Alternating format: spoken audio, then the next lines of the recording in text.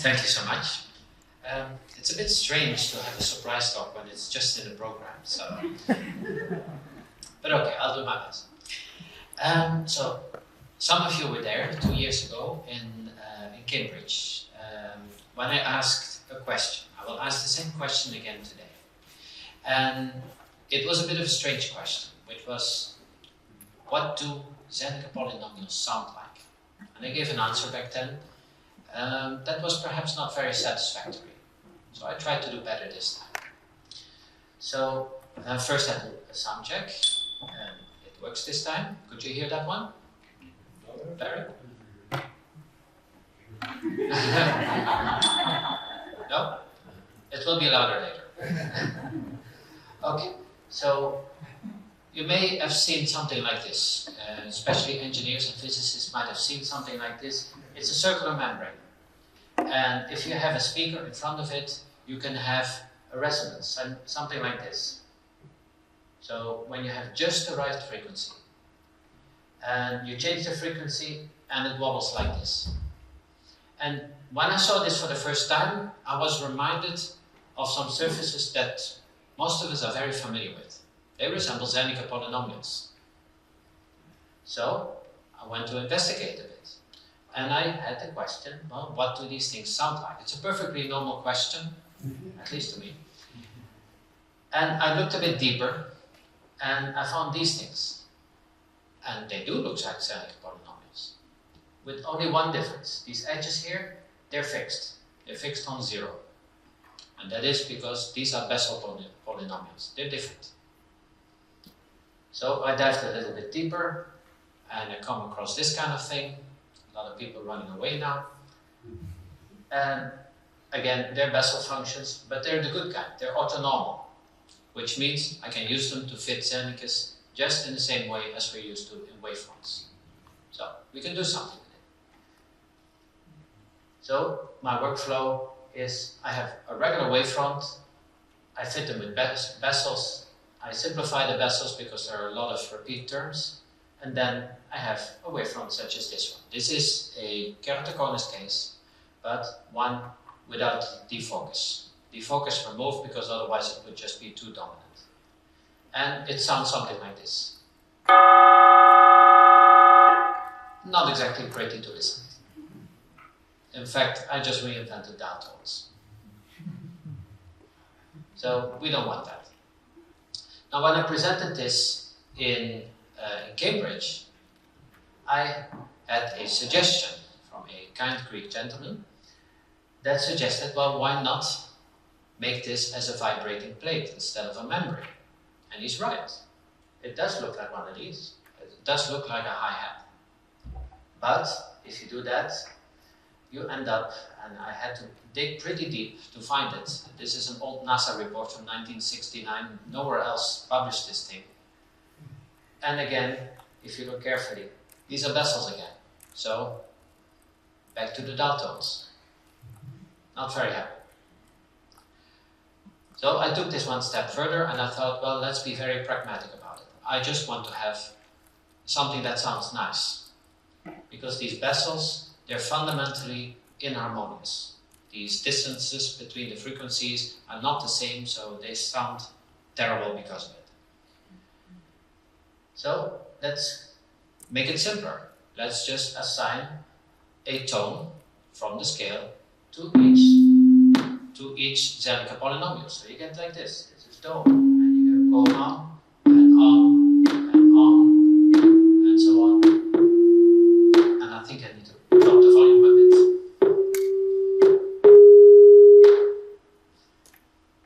Just dropping it a little bit, so that you can build it up, and then if you go one lower, then you just go one octave lower. So it's a logical scale. And if you do them combined, then you can get something like this. And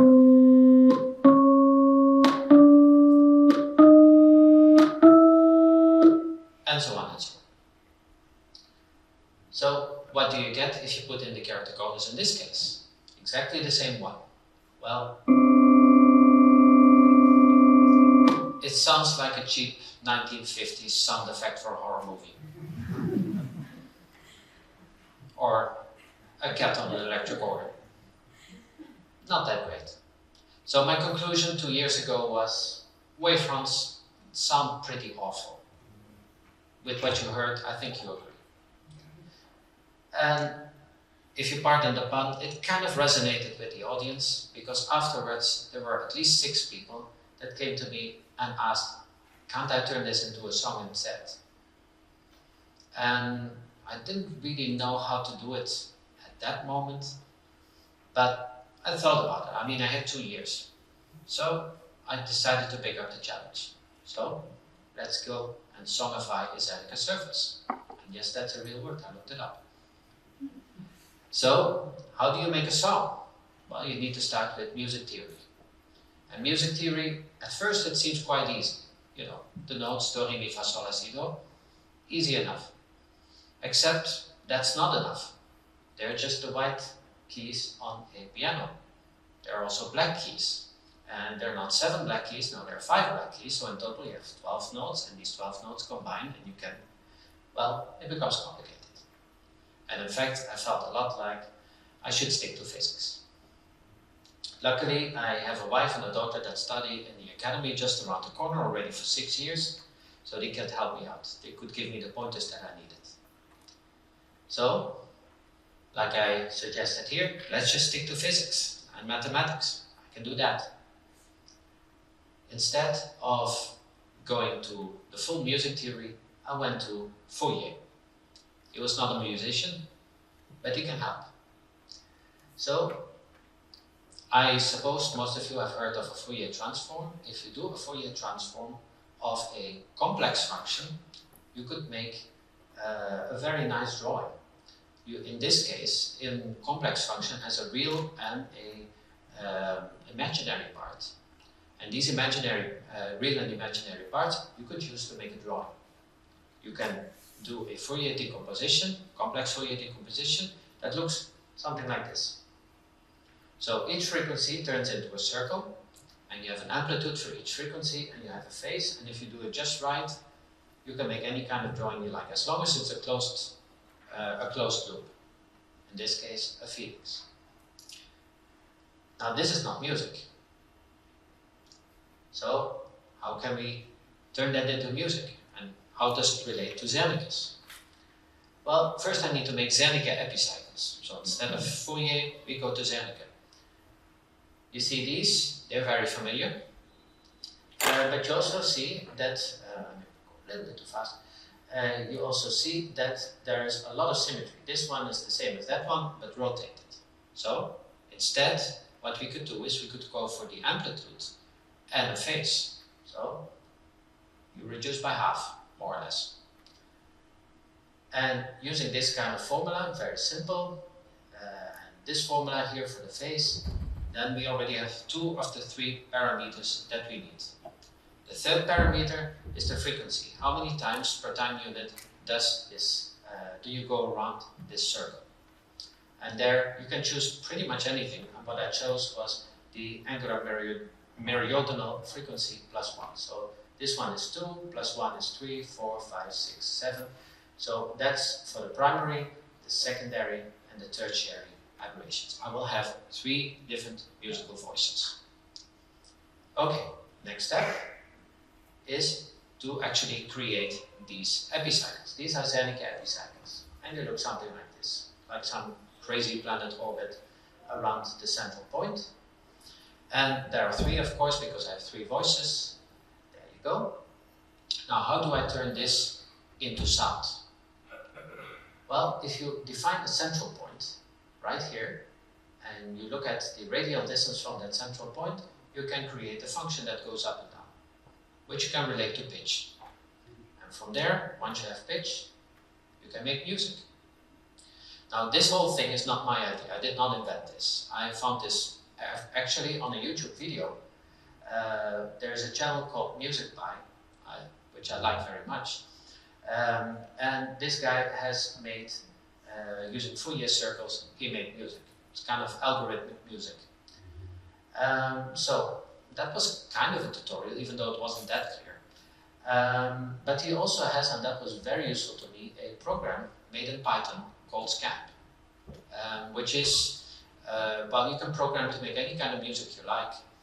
And it also gives you music notation, it gives you music sheets, and that's exactly what I needed.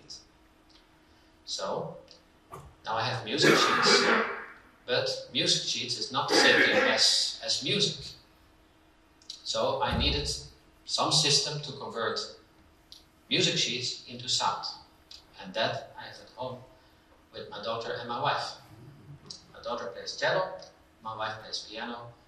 That is three voices, the three voices that I need, because piano is two hands. Right? So, from that, I can present to you the very first Zernike-based song, which looks like this. This is a healthy eye, normal topography. It's my own, 17 years ago already. It's going very fast. And anyone who knows music will see that this is pretty boring music. It's pretty boring, which is actually good for the wavefront. I mean, a good wavefront is a boring wavefront. So let's see what that sounds like, and hopefully it's not too loud. Okay, just nice.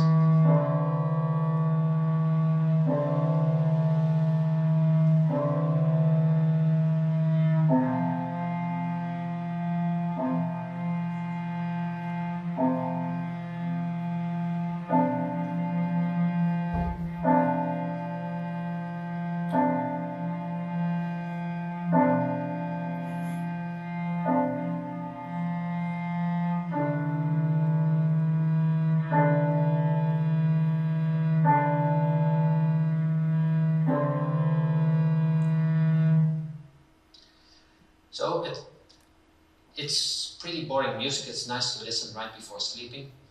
It sounds like the clock striking midnight or something. But this is a healthy case.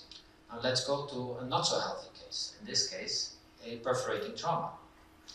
That's a person that had a piece of metal in his eye. You can see the size of the perforation right there. And the music has a lot more going on in this case. So let's see what that sounds like.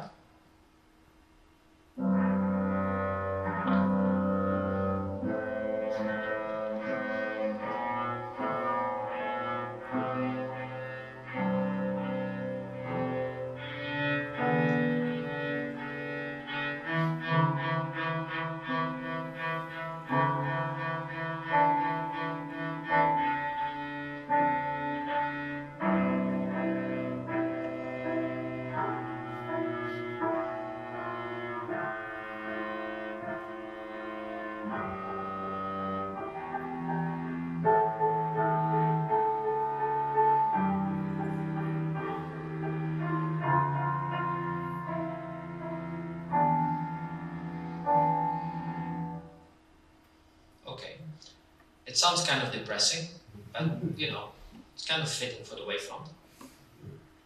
The last case that I can show you is keratoconus, the exact same one as before, except this time the sphere is included. Here, it sounds a bit happier.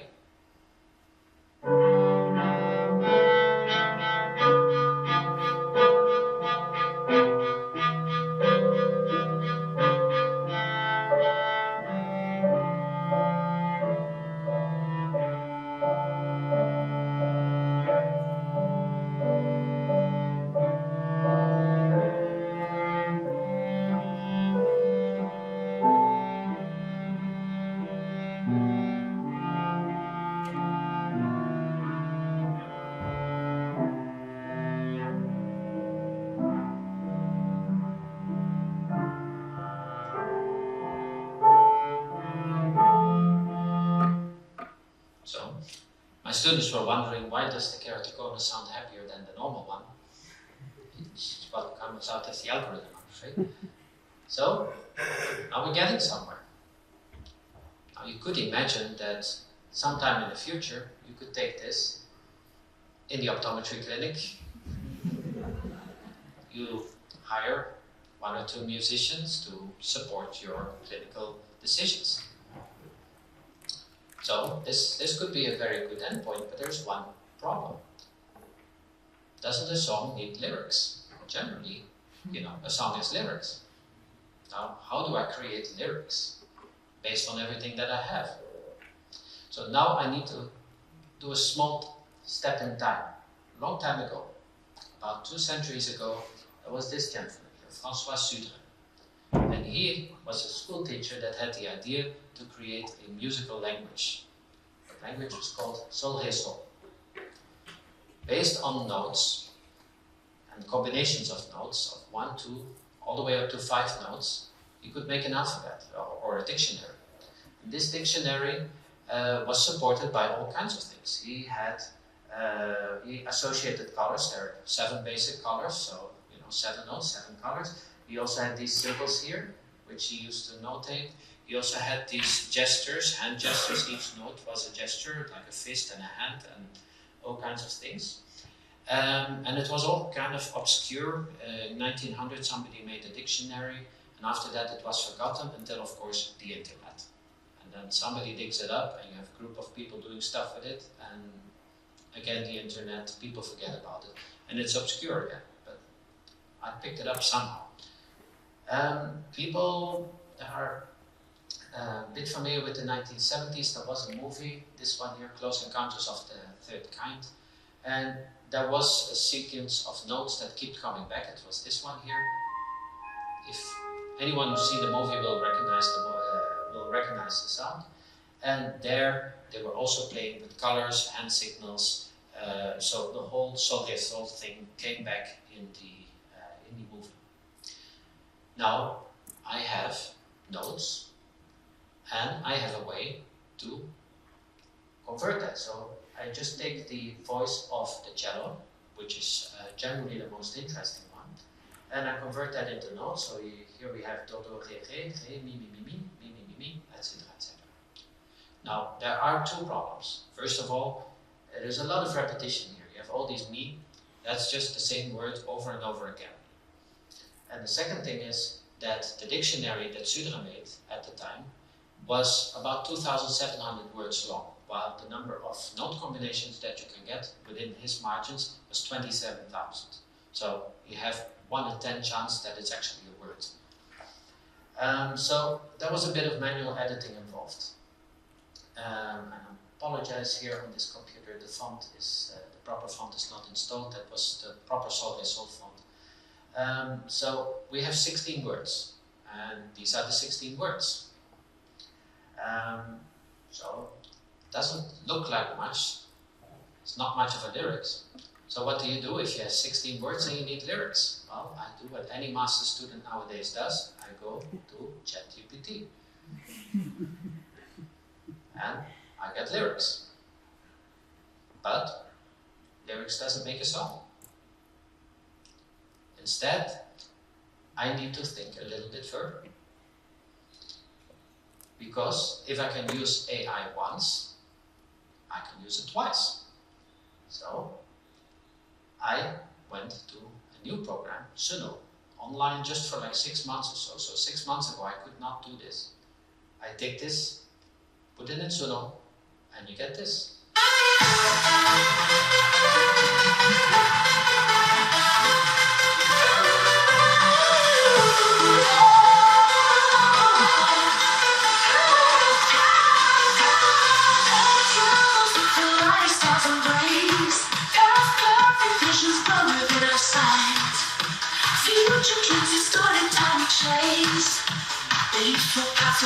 The whole thing is about 4 minutes. I'm going to spare you that. So now you can wonder, what is the practical application of it? How are we ever going to use this at the clinic? Well, let me get you a couple of examples.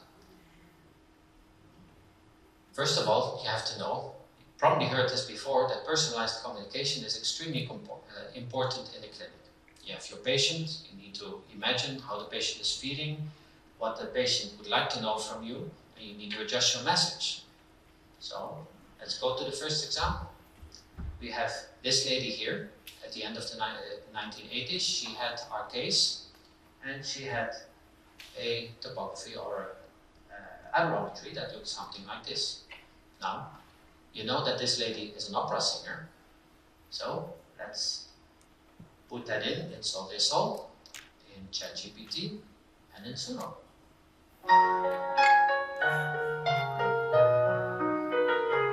In the cold, clear sky, where silent wonders lie, if night in January's grip does freeze, the future holds a mirror to the eye. Strictly speaking, 9,000 it's not opera, it's a musical, but it sets the mood and you can talk with your patient. The future speaks. The second case is this young man. He had a perforating trauma, tiny piece of metal in the eye. I'm recycling the same topography. And he loves metal. And he's completely aware that as a metal fan with a piece of metal in his eye, it's very metal. So that's his topography. Is Sauve Soul, ChatGPT, and hold on. If only I could see the world again, the vision clear before the night did fall. Gray clouds obscure overrun with pain, no longer perfect sight, now all that's lost.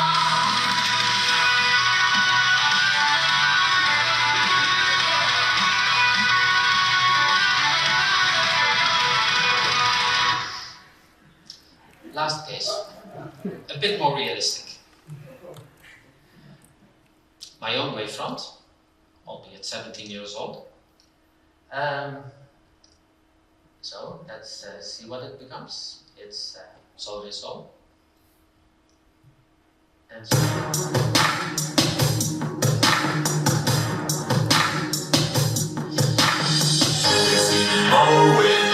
my front lawn. I know they're all thinking I'm so wide and nerdy. You're just too wide and nerdy. You're just too wide and nerdy. Can't you see it wide and nerdy? Look at me at white. AI starts to know you quite well after a while. So yes, it's totally possible to create a song out of wavefront aberrations. I've proven it. Thank you very much.